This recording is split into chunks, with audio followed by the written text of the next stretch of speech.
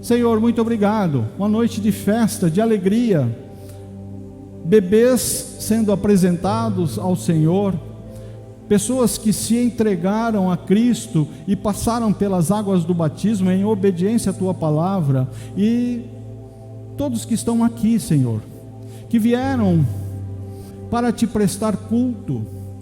O nosso principal objetivo de estarmos reunidos aqui é para cultuar o Teu nome, é para exaltar a beleza da Tua santidade, render-Te honra, glória, louvor e adoração.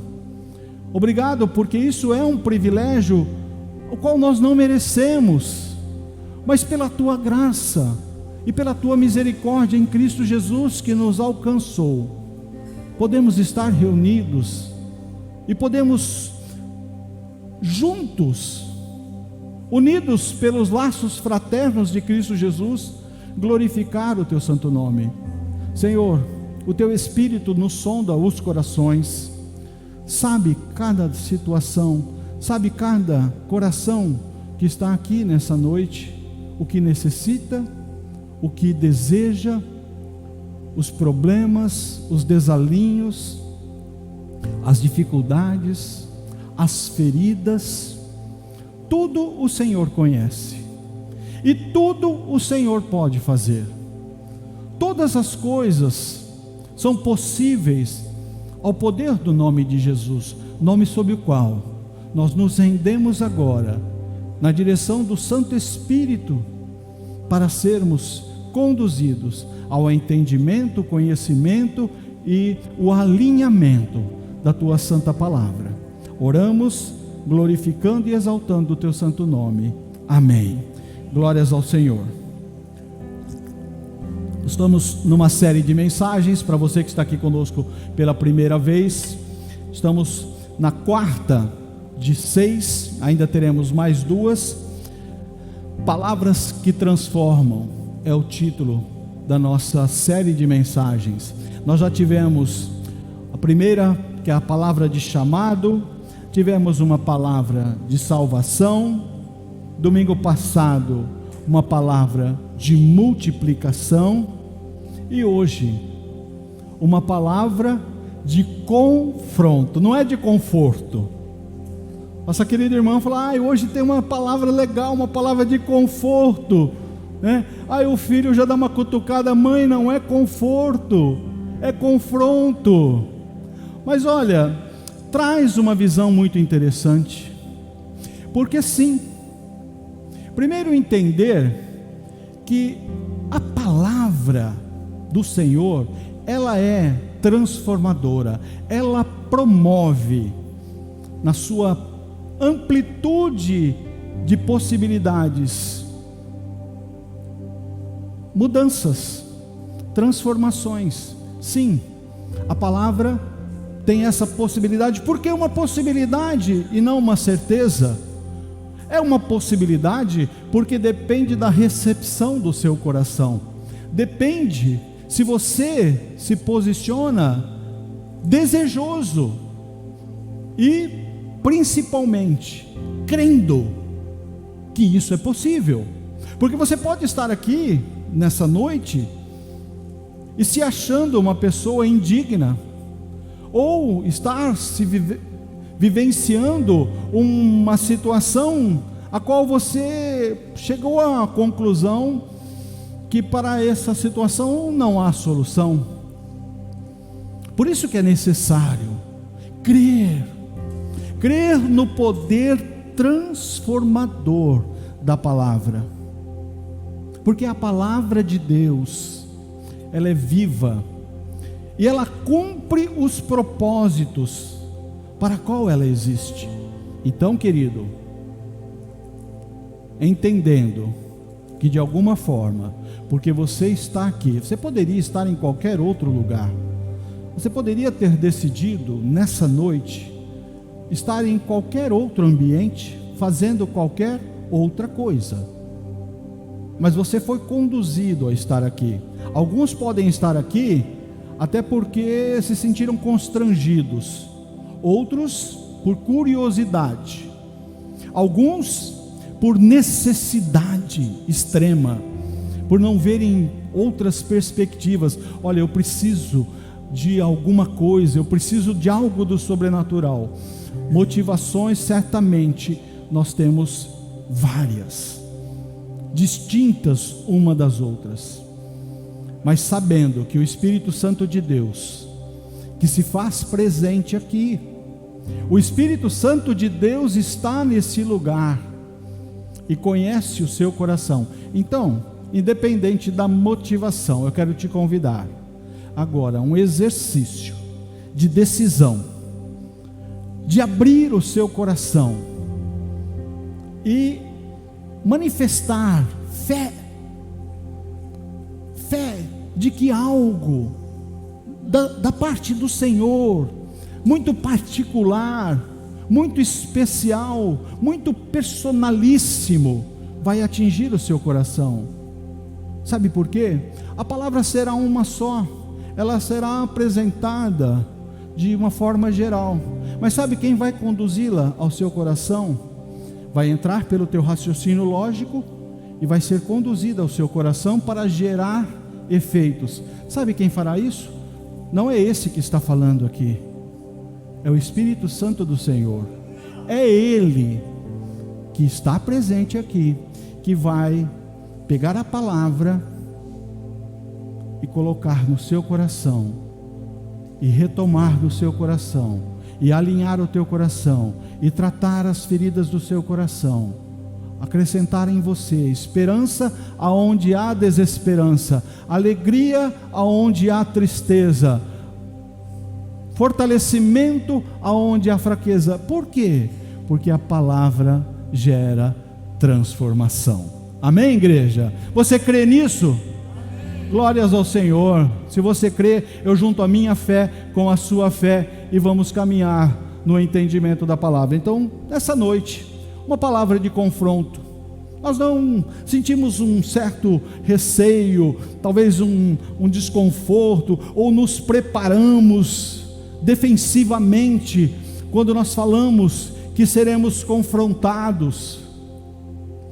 Talvez ouvindo o título da mensagem, você já prepara o seu coração, e hoje vem pancada, hoje vai ser exortação em cima de exortação, hoje a burduna santa do Senhor vai bater pesado. Não, sabe por quê?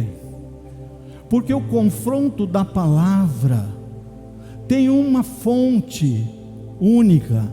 O confronto da palavra, sabendo que ela provém de Cristo Jesus, o nosso Salvador. Sabe qual é a motivação? O amor. E em amor, quando somos confrontados, sim, gera desconforto, porque o confronto é para análise, para posicionamento e para decisão de renovo e transformação. Então, libera o seu coração, desbloqueia aí o módulo defensivo e aceite. Vamos todos juntos receber a manifestação de amor, mesmo numa palavra que possa ser confrontosa. Ao amanhecer, ele apareceu novamente no templo. Quem apareceu novamente no templo? Jesus, onde todo o povo se reuniu ao seu redor, e ele se assentou para ensiná-lo. Os mestres da lei e os fariseus trouxeram-lhe uma mulher surpreendida em adultério. Fizeram-na ficar em pé diante de todos e disseram a Jesus: Mestre, essa mulher foi surpreendida em ato de adultério. Na lei, Moisés nos ordena apedrejar tais mulheres. O Senhor, o que diz? Eles estavam usando essa pergunta como armadilha, a fim de terem uma base para acusá-lo. Mas Jesus inclinou-se e começou a escrever no chão com o dedo. Visto que continuavam a interrogá-lo, ele se levantou e lhes disse: Se algum de vocês estiver sem pecado, seja o primeiro a atirar a pedra nela. Inclinou-se novamente e continuou escrevendo no chão. Os que ouviram foram saindo, um de cada vez, começando pelos mais velhos. Jesus ficou só com a mulher em pé diante dele. Então Jesus pôs-se em pé e perguntou-lhe: Mulher, Onde estão eles? Ninguém a condenou? Ninguém, Senhor. Declarou Jesus: eu também não a condeno. Agora vá e abandone sua vida de pecado. A história dessa mulher é a nossa história, é a história de todos nós. E quando nós falamos da perspectiva da condenação do pecado, à luz do que aconteceu aqui, nós precisamos discernir que o interesse daqueles mestres da lei, daqueles fariseus, não era cumprir a lei, não era o objetivo deles. O que eles queriam era apresentar a situação para Jesus, para ver como Jesus iria se manifestar, qual seria o parecer de Jesus, para que de alguma forma, posicionando-se ele contrário à lei, teria um motivo para acusá-lo. Então o objetivo não era fazer cumprir-se a lei, porque a lei existia.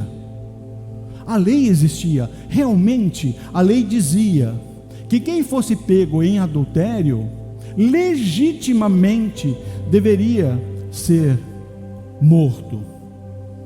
Mas não era esse o objetivo.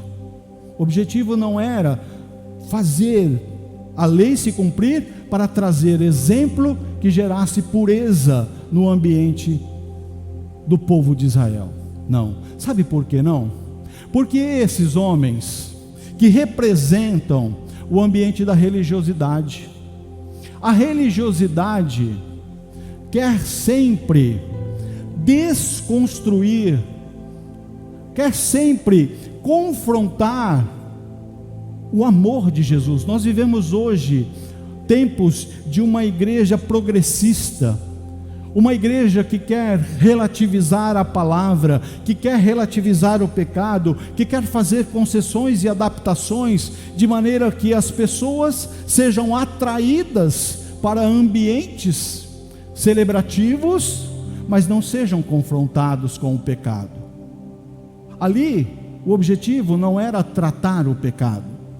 O objetivo daqueles homens era criar um estratagema, uma armadilha semântica, uma armadilha legal, uma armadilha de interpretações legais, para tão somente ter uma oportunidade de acusar a Jesus.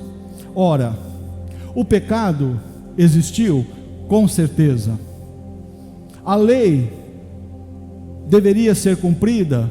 Sim, a lei deveria ser cumprida. Não se discute. Só que da forma como que aqueles homens estavam conduzindo, eles estavam violando a lei, na verdade. Sabe por quê?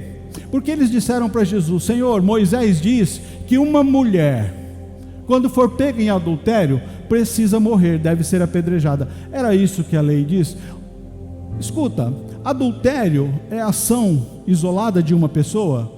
Para haver adultério, é uma pessoa que pratica o adultério? Não. O adultério é o conluio, é o ajuntamento de decisões, de corações que se inclinam para o pecado e juntos se rendem à prática do pecado. Então, se uma mulher foi pega em adultério, cadê o homem? Onde está o homem? Porque se o objetivo é purificar o povo, dar exemplo, porque era o que a lei previa, era para isso que a lei existia, para alinhamento, para mostrar: olha, vocês servem a um Deus santo, vocês servem a um Deus que não aceita, que não compactua com o pecado. O objetivo da lei era esse. Mas do jeito que eles estavam fazendo, não. A religião faz isso. A religião não está interessada no que Cristo Jesus quer ensinar, porque Jesus, naquele ambiente, estava fazendo o quê? Ele estava ensinando. Se você voltar ao contexto da narrativa, Jesus estava fazendo aquilo que ele veio fazer. Ele veio ensinar. Ele não veio revogar a lei, ele não veio descumprir a lei, mas ele veio ensinar uma forma muito mais ampla e profunda da observância da lei, inclusive em relação ao adultério. E o que ele faz, e a forma como ele trata esse assunto, é o que nós precisamos entender, porque é o que devemos receber, é o que devemos entender. Eu não falei que todos nós nos assemelhamos àquela mulher? Sim. Em uma análise sincera, todos nós somos pecadores. A palavra de Deus, em Romanos 3:23 diz: todos pecaram, da primeira fila. Renan, você também, viu, filho? Está convicto disso, né? Todos, inclusive esse que vos fala, somos pecadores. Todos pecaram, e como pecadores estão afastados da glória de Deus. Então ali o que tinha naquela reunião ali, naquela bagunça ali, aquele ajuntamento tumultuoso, um grupo de pecadores, de homens pecadores, querendo exercer justiça contra o pecado. Então isso é meio que conflituoso. Como é que você trata o pecado com o pecado? Se a base é pecaminosa, como é que eu trato para a purificação? Foi isso que Jesus apresentou para eles. Porque a lei dizia, só para a gente referendar a mentira daqueles homens, em Levíticos 20:10 diz o seguinte: se um homem, aqui não está falando de uma mulher, se um homem cometer adultério com a mulher de outro homem, com a mulher do seu próximo, olha só, a verdade se apresenta na palavra. Por isso que nós temos que conhecer a palavra, para não aceitar a relativização da palavra, não aceitar um evangelho progressista, não aceitar uma manifestação de adaptação de uma palavra que vem para só trazer conforto para os nossos pecados. Tanto o adúltero quanto a adúltera terão que ser executados. Essa é a narrativa da lei, essa é a essência da lei. Mas como eu disse, o objetivo daqueles homens não tinha nada a ver com a lei, não tinha nada a ver com a pureza, não tinha nada a ver, não tinha nenhuma motivação que tinha como princípio a lei. Sabe por que a lei existiu? Se você estuda o Velho Testamento, se você gosta como eu da narrativa, da história do Velho Testamento, você vai encontrar a instituição do sacerdócio, do sacrifício, todo ritual de sacrifício, e a lei mosaica, e a lei de Moisés. Por quê? Porque até que viesse a manifestação maior do amor de Deus em Cristo Jesus, e a sua graça nos alcançasse, a lei e o ritual do templo, do sacrifício, serviriam como um paliativo, algo temporário, mas nada disso teria validação. A lei não teria validação, os rituais de sacrifício não teriam validação, se não houvesse no coração o arrependimento. Toda a história da Bíblia é para nos levar ao entendimento de que somos pecadores e precisamos nos arrepender dos nossos pecados. Naquele tempo, eles tinham uma referência da lei, e quando eles confrontavam com a lei, eles se posicionavam: olha, eu violei a lei, eu me arrependo, porque eu violei a lei. E uma forma de apresentar esse arrependimento era o sacrifício. Arrependimento. Se não houvesse arrependimento, nada valia. Até hoje, nós apresentamos a perspectiva da salvação de Cristo Jesus, da graça, do amor de Deus em Cristo Jesus para todos, para gerar o que? Arrependimento, consciência de sermos pecadores e arrependimento sincero, que busca a presença, que busca a redenção em Cristo Jesus. Se não houver arrependimento, nada vale. Aqueles homens somente queriam pegar Jesus no contrapé, como se diz. Uma palavra de confronto revela a verdadeira intenção do coração. Palavra de confronto revela o que tem no coração. Visto que continuavam a interrogá-lo, ele se levantou e lhes disse: se algum de vocês estiver sem pecado, seja o primeiro a atirar pedra nela. Sabe, queridos, é uma tendência natural do ser humano encontrar lugar de conforto. Quando é confrontado, quando lhe apresentam uma perspectiva que te leva a refletir sinceramente, e você encontra que, olha, a minha conduta precisa ser realinhada. Há uma tendência natural de nós analisarmos a proposta e nos posicionarmos em ambientes de conforto, de segurança, porque aqueles homens estavam apresentando para condenação uma mulher adúltera. E aí, cada um de nós, na perspectiva desse pecado chamado adultério, pode agora estar se refugiando no conforto emocional e dizer no seu coração: eu não pratico esse pecado, eu não sou um adúltero, eu não sou uma adúltera, eu nunca me deitei com outro homem, eu nunca me deitei com outra mulher.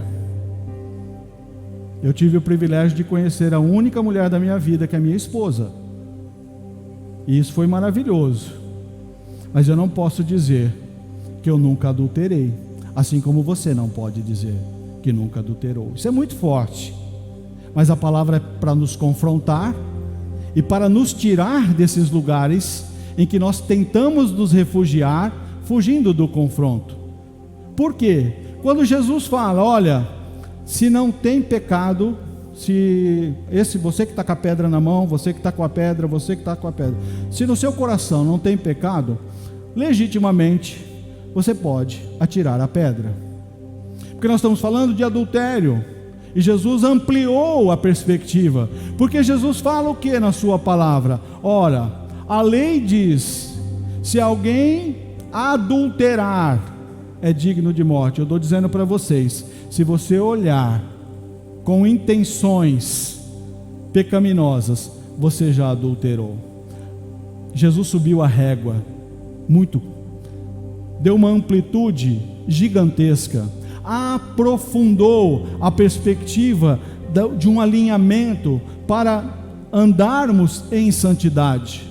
Tira a gente, o confronto nos tira dos refúgios emocionais, porque se Romanos 3,23 diz que todos pecaram, naquele grupo de homens, todo mundo de pedra na mão, raivosos, e devia ser um espetáculo público, né?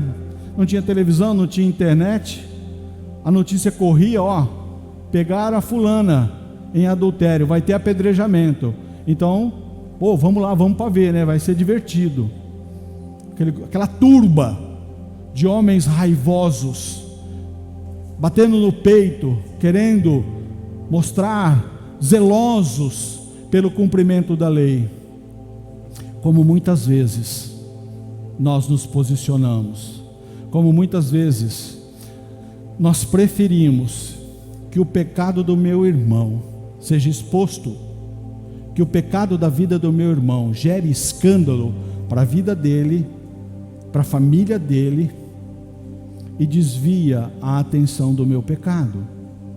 Provavelmente, a Bíblia não fala, me dá a liberdade de uma análise. Provavelmente, no meio daqueles homens, existissem verdadeiros adúlteros, homens que na calada da noite procuravam prostitutas, ou tinham sua amante fixa ou homens que se rendiam à pornografia. Tudo isso é a amplitude do entendimento segundo a visão de Cristo Jesus. Isso é pecado, isso é adultério. Por isso que Jesus confrontou aqueles homens. Espera aí, o que vocês querem? Vocês querem matar por matar? Vocês querem executar essa mulher por executar? Vocês querem a execução da lei? O que tem no coração de vocês? O que tem no coração de vocês que os traz aqui à minha presença com essa mulher? A palavra de Deus diz em Lucas 6,45: o homem bom tira coisas boas do bom tesouro que está no seu coração, e o homem mau tira coisas más do mal que está no seu coração, porque a sua boca fala do que está cheio o seu coração. Aqueles homens já haviam mentido na interpretação da lei. Eles eram, gente, os professores da lei, os intérpretes da lei, e fizeram aquilo que hoje se faz com muita ênfase. Vamos fazer uma adaptação na lei, vamos dar uma repaginada na lei, porque o objetivo não é cumprir a lei, o objetivo não é alinhar corações, o objetivo é encontrar uma brecha para condenar Jesus. O nosso objetivo é pegar o ensino de Jesus que ele fez aqui, que ele ensinou muita gente, ele está ensinando muita coisa nova, ele está tumultuando o ambiente que a gente domina com tanta autoridade, ele está inclusive confrontando a nossa autoridade de conhecedores da lei. Vamos mudar isso aqui um pouquinho, porque aí a gente vê o comportamento dele.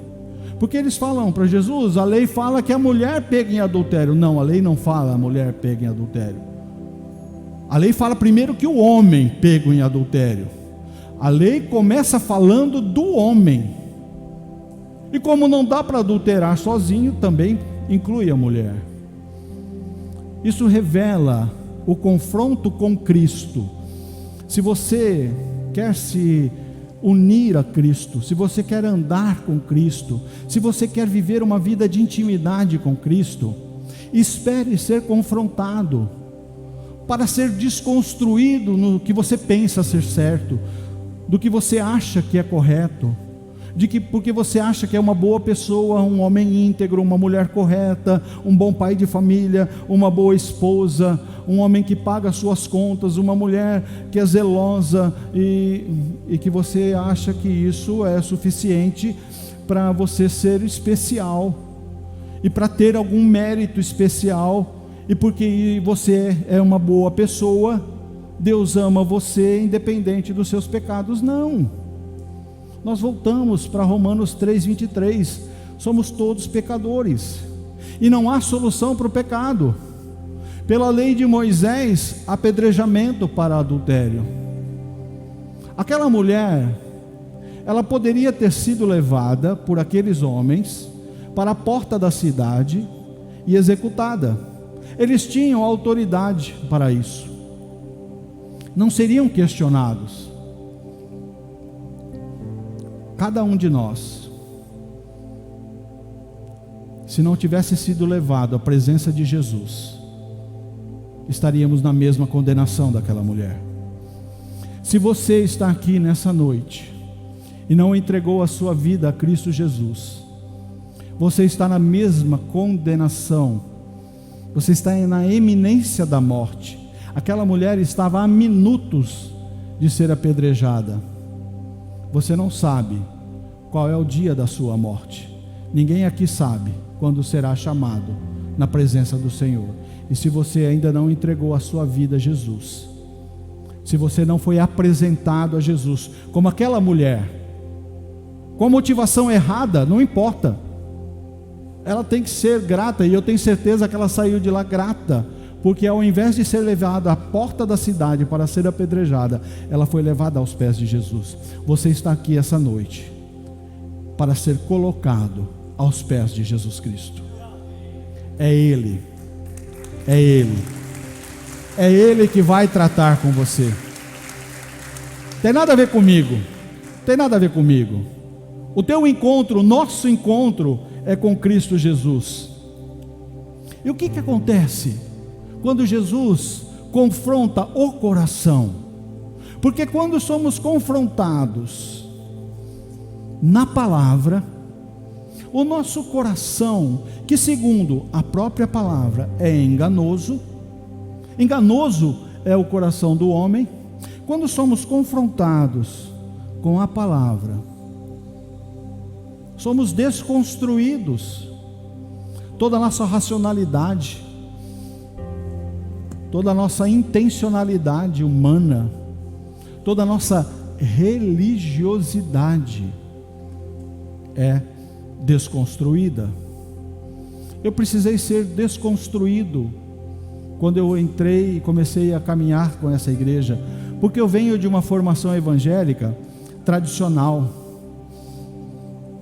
tem seus propósitos, construiu na minha vida, na vida da minha esposa, valores fundamentados na palavra. Sou absurdamente grato pelos ensinos consistentes, fundamentos inabaláveis que eu recebi na palavra.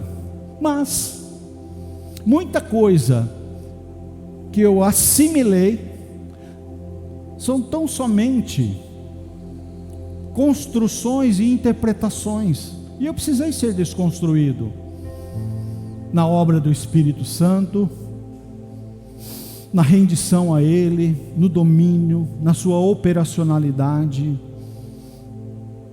Quando nós somos confrontados com Cristo Jesus, espere e se permita ser desconstruído. Por que aconteceu com aqueles homens? Jesus não estava nem interessado naquela treta. Ele não estava interessado naquela treta. Jesus estava interessado na mulher. Ele estava interessado no resgate daquela mulher. Mas quando ele confronta o coração daqueles homens, os que ouviram foram saindo, um de cada vez, começando pelos mais velhos. Eu pergunto para mim mesmo e para todos: tem alguém aqui sem pecado? Tem alguém aqui que pode bater no peito e falar: eu não tenho nenhum pecado na minha vida? Não, né? Então, como nós não temos pecados, vamos jogar as pedras que nós temos nas mãos. Pedras essas que nós estamos sempre dispostos a atirar naqueles que ousam agir de forma diferente, ou que de alguma forma foram subtraídos, foram fragilizados pelas suas inclinações carnais e caíram em pecado. E aí, executa, pecador. Não. O pecado é para ser confrontado. Foi o que Jesus fez com aquela mulher. Nós vamos ver. Mas só atira a pedra quem tem legitimidade para isso. O único que poderia ter matado aquela mulher era Jesus. O único que poderia ter pego aquelas pedras e lançado naquela mulher era Jesus. Jesus não existe. Ele não existe hoje para atracar pedras em você, para matar seus sonhos, para matar os seus projetos, para trazer sobre sua vida a condenação. Não é essa a obra dele. O diabo se manifesta e se posiciona para te acusar, para te rotular, para te levar a ambientes de desespero. Eu imagino o desespero daquela mulher, na iminência de ser apedrejada, uma morte tão dura, tão cruel, tão dolorosa. Eu imagino a angústia do coração daquela mulher. O pecado tem que gerar essa angústia no nosso coração. Eu e você não podemos ficar confortáveis com o pecado. E quando o pecado se manifesta na minha vida, eu tenho que ir aos pés de Cristo Jesus, porque nele eu encontro perdão, nele eu encontro redenção. A palavra de confronto também te leva a um lugar de intimidade. O confronto não é para te isolar, é para te trazer para perto. Os que o ouviram foram saindo, um de cada vez, começando pelos mais velhos. Jesus ficou só com a mulher em pé diante dele. De repente aquela turba se desfez.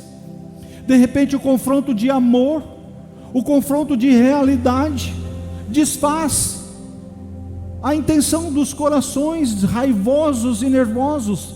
E só sobra quem?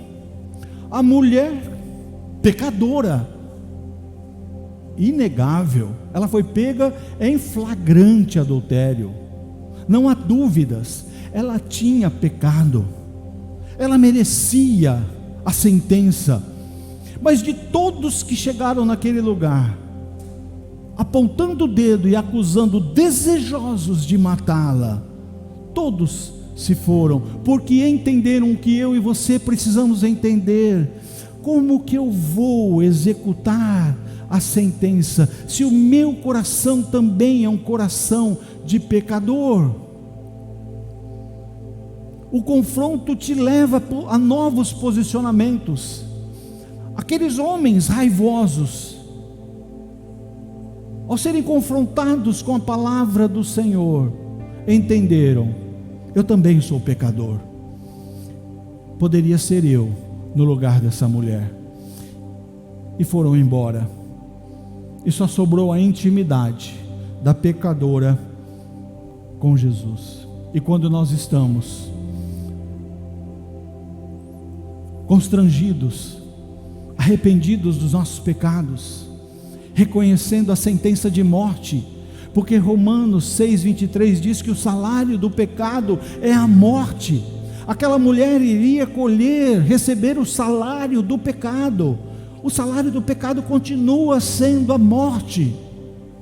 E eu volto ao ponto: se você não entregou a sua vida a Jesus, o salário da sua vida é morte. Mas se você entregou, como eu, a sua vida a Jesus, mas ainda muitas vezes nos vemos caindo em pecado, também experimentamos uma fração da morte, porque o pecado gera em nós distanciamento de Deus, nos afasta da presença. Por isso que a cada amanhecer do dia eu preciso buscar a renovação da graça misericordiosa de Cristo Jesus, porque eu não consigo vencer de forma definitiva a minha carne. Há de ser uma luta. Santificação é processo. O caminho que conduz à salvação, como é que é, a igreja? Ele é estreito, ele é apertado, a porta é apertada, o caminho é estreito, não passa vontades, desejos, vaidades, não passa comportamentos pecaminosos, é para purificação, mas é um caminho que vai nos levar aos portais celestiais. Hoje é uma caminhada difícil, sim. Para esses que se batizaram, espere dificuldades de se posicionar em Cristo, de se manterem fiéis na decisão que tomaram, porque cada um de vocês declarou: eu entreguei a minha vida a Jesus, Cristo Jesus é o meu único e suficiente Salvador. Isso quer dizer que se Cristo Jesus entrou no seu coração, Ele não entrou para ficar um tempinho contigo, para bater um papinho contigo. Ele tem que entrar como Senhor da nossa vida. Ele, quando entra no nosso coração, Ele não entra para ficar na sala, para ficar num determinado espaço que eu e você queremos delimitar para Ele. Quando Jesus entra no meu coração, no seu coração, Ele entra para ser Senhor, porque hoje, muito mais do que Redentor, Ele é Senhor, porque Ele está entronizado à destra de Deus, Ele governa sobre as nações, Ele é Senhor. E se Ele é Senhor, Ele tem que ser Senhor da minha vida. Não cabe mais a minha vontade, não cabe mais os meus desejos, é Ele que vai dominar, é do jeito dEle, é conforme Ele faz, é conforme Ele me deixou o exemplo. E como é que eu faço, pastor? Quando Ele sobe aos céus, Ele fala: não vou deixar vocês sozinhos, não vos deixarei órfãos, enviarei, eu preciso ir para que ele venha. O Espírito Santo de Deus, Consolador, vai ensinar cada um de vocês, até que eu volte. Eu vou preparar lugar, mas enquanto eu não voltar, ou enquanto você não for chamado à minha presença, quem domina sobre você é o Espírito Santo. Quantos estão dispostos a entregar a vida a Jesus e se render à direção do Espírito Santo? É uma decisão. É uma decisão. A palavra de confronto também aponta para o meu futuro. Sem Cristo Jesus, pego em flagrante, aquela mulher, o futuro dela era a morte. O futuro daquela mulher era o apedrejamento. O seu futuro sem Cristo, o seu futuro sem entregar a sua vida a Jesus também é a morte. Que dará o homem em resgate da sua alma, diz a palavra. Que dará o homem em resgate da sua alma? Não há como, pelo esforço humano, pela capacidade humana, pelo posicionamento humano, um homem adquirir a salvação. A natureza corrompida do pecado não elimina o próprio pecado. Por isso que todos nós precisamos nos encontrar com Cristo Jesus. Ninguém, Senhor, diz aquela mulher, disse ela, declarou Jesus, eu também não a condeno.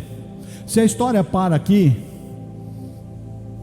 se a ausência de condenação, a qual muitos hoje buscam, muitos nessa teologia progressista querem fugir da acusação e do confronto, da condenação. Nós vivemos hoje tempos em que o pecado não é apresentado na perspectiva da morte e da condenação, e isso é confortável. E se a história dessa mulher parasse na narrativa de Jesus, olha, eu também não te condeno, validaria um posicionamento, olha, você pode fazer o que você quiser, Jesus te perdoa e segue a vida. Mas não é isso que acontece na história dessa mulher, porque Jesus fala para ela, eu também não a condeno, agora vá e abandone a sua vida de pecado. É essa obra que Jesus tem que fazer na minha vida. Quando eu me entrego, quando eu me rendo a Cristo Jesus, segundo a palavra de Deus, aquele que está em Cristo é nova criatura. Eis que tudo se fez novo, as coisas velhas já passaram. Então aquela mulher foi resgatada da morte. Jesus fala, hoje não tem condenação para você, filha. Como Jesus fala para todos nós, hoje eu posso livrar você da condenação do pecado, mas precisa gerar na sua vida uma transformação. Você vai viver uma vida diferente. Porque se aquela mulher sai dali sem a perspectiva, sem o direcionamento de que, olha, sua vida tem que mudar, você foi livre, você foi liberta das garras da morte, pelo pecado. Foi o pecado que te levou à perspectiva real da morte. Mas o encontro com Jesus gera transformação. E Jesus fala para ela, hoje não tem condenação para você, mas a tua vida precisa mudar, a sua vida precisa mudar, a sua vida precisa mudar, a nossa vida precisa mudar, porque se Cristo Jesus habita em mim, se Cristo Jesus habita no seu coração, nós temos que ser novas criaturas, a nossa conduta tem que refletir, tem que publicar a glória de Cristo Jesus, tem que mostrar a grandeza de Deus na face de Cristo Jesus, o qual habita em mim, o qual habita em você. Não dá para andar do mesmo jeito, não dá para sair do lamaçal do pecado, se encontrar com Cristo Jesus e falar, eu vou voltar para o lamaçal do pecado. Então você está desperdiçando a graça. Não foi para isso que Cristo Jesus morreu. Ele morreu para que você tivesse vida, e vida abundante, vida de transformação, vida de restauração. Essa é a essência do Evangelho de Jesus Cristo, que gera vida e não morte. Aquela mulher estava em iminência de ser condenado. Você, eu, todos nós, sem Cristo Jesus, vivenciamos a mesma condenação. Você se encontrou com Cristo? Você já se encontrou com Cristo Jesus? Você já entregou a sua vida a Ele? Se você não fez isso, não desperdice a oportunidade dessa noite, porque você não pode não ser que tenha outra. Pode ser que não tenha outra. Sabe o que poderia ter acontecido com aquela mulher se Jesus não tivesse falado para ela: olha, vá e mude a sua vida, vá e não peques mais. Ela poderia ter saído dali, ufa, escapei, quase.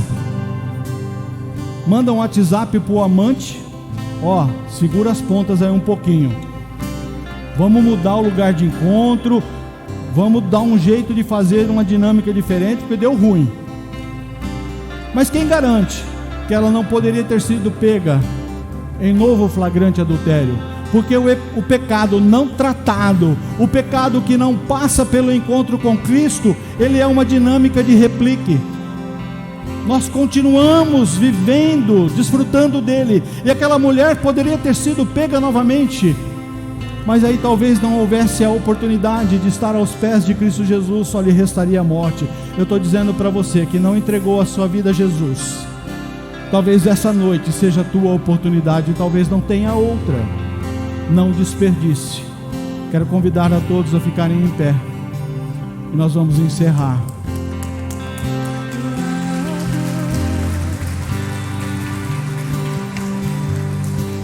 E eu quero fazer um apelo agora, um apelo de salvação, um apelo para você que nunca entregou a sua vida a Jesus, que não conhece Jesus como Salvador.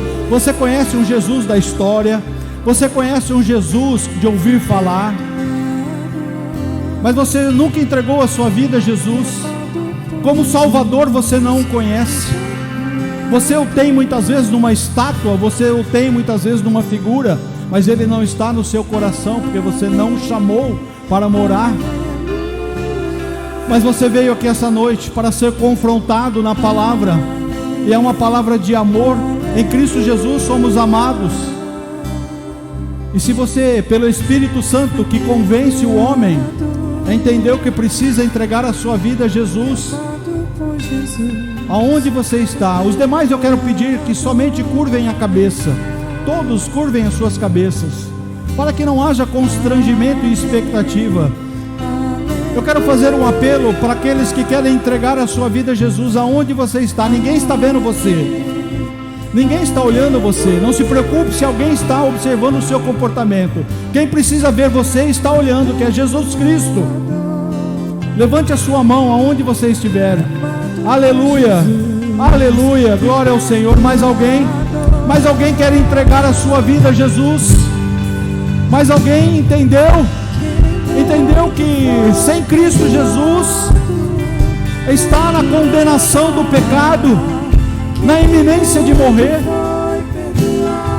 Mas nessa noite, nesse lugar, nós marcamos um encontro com Cristo, e Ele está aqui na presença do Espírito Santo. É Ele que vai te convencer, não são minhas palavras. Eu vou te dar mais uma oportunidade. Mais alguém quer entregar a sua vida a Jesus? Só erga a sua mão aonde você está. Nós vamos orar por você, só queremos orar por você. Mais alguém? Eu louvo a Deus, porque houve salvação na casa do Senhor nessa noite. A palavra de Deus diz que há festa nos céus por um pecador que se arrepende. Os céus festejam essa noite. Os céus festejam essa noite porque houve arrependimento. O pecado deve nos levar a arrependimento, e o arrependimento nos leva aos pés de Cristo Jesus. Para os demais que ainda vivemos muitas vezes aprisionados, replicando comportamentos pecaminosos, não conseguimos nos libertar, ainda vivemos uma oscilação, uma flutuação de santidade e pecado. Vai mais para a presença, vai mais para a intimidade, vai mais para a redenção, vai mais para a busca incessante da intimidade com Deus. Nós vivemos uma perspectiva real de termos relacionamentos com Deus. O nosso Deus é um Deus de relacionamento, não é um Deus que tem os seus ouvidos obstruídos, que não ouçam o nosso clamor. A palavra de Deus diz que as suas mãos estão estendidas a nosso favor. Vai para a intimidade, vai para a presença. Lute contra a sua carne, mas se fortaleça na palavra, se fortaleça na oração e na intimidade com o Espírito Santo. Em Cristo Jesus, todos nós somos mais do que vencedores por aquele que nos amou. Pai, nós te agradecemos, Senhor, pela tua graça, amor e misericórdia, que fomos alcançados em Cristo Jesus, o nosso Salvador. Muito obrigado, Senhor, porque essa foi uma noite de alinhamento, uma noite, Senhor, de salvação. Obrigado, Pai, porque em Cristo Jesus recebemos salvação, graça e misericórdia. Os nossos pecados são perdoados, somos livres deles, somos livres da condenação do pecado. Mas, Papai, nos ajude a caminhar em santidade, buscando sempre estar na tua presença. Tira do nosso coração o desejo, a alegria, o prazer do pecado, que o pecado gere em nós tristeza e constrangimento, e principalmente arrependimento. Te glorificamos, Pai, e te agradecemos pelo teu amor de Cristo que nos alcança nessa noite e em todos os dias da nossa vida. Assim oramos, Senhor, louvando e glorificando o teu nome. Amém, amém e amém. Aleluia, aleluia, aleluia. Glórias a Ele, glórias a Ele. Ele nos confronta para alinhar o nosso coração, para nos levar para mais pertinho dEle. Como é bom estar na presença do Papai. Como é bom viver, caminhar rendidos à direção dEle. Amém? Ergam suas mãos, que o amor de Deus, amor sublime, incomparável, amor que não compramos, amor que não merecemos, a graça misericordiosa de Cristo Jesus, que é a manifestação desse amor, graça essa que nos alcançou e se renova sobre nossas vidas, e as consolações do doce amigo Espírito Santo de Deus sejam com todos, hoje e eternamente. Amém. Deus abençoe. Deus abençoe.